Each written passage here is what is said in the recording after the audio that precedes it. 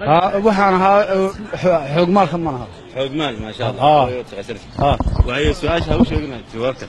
qofku markuu hindhiso muxuu yiraahdaa alxamdulillah buu yiraahdaa وهي qofka ku ag taagana muxuu ku oranaya arxamakallah maxaad ugu jawaabaysaa ayakallah ma iga halka waan arxamakallah markuu yiraahdo way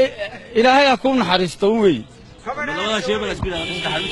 mar saddexaad uu jiraa markii saddexaad markuu yar laqsan ilaahay markuu abuuray ugu horeeyay ku hadlay nabi aadan markii ilaahay abuuray hadalkii ugu horeeyay ku hadlay laa ilaaha illa muhammad rasuulullah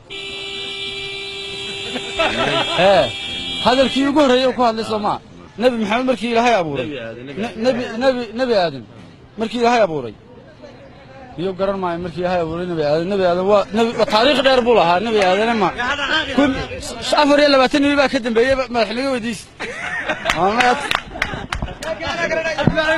يقول لي سوادي قرنا يا متى الجواب يا ولد محمود هذا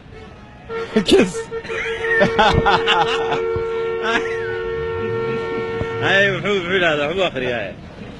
هذا بكد اللي يصير حبيبي ربع waxba ma yiraahdo wayga guurtar maleynaya waxaan oran lahaa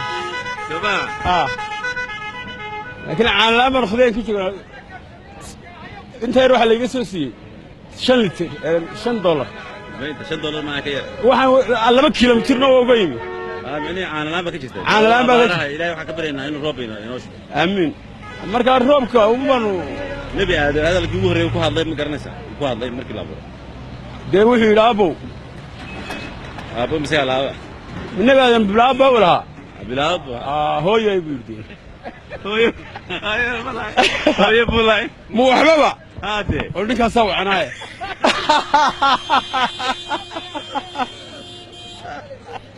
لا لا ما قلت من يسال إلى ما كنا شلوا مين بدنا الحين هذا محي نجلسي نبي آدم كل واقع مركي لا أبوري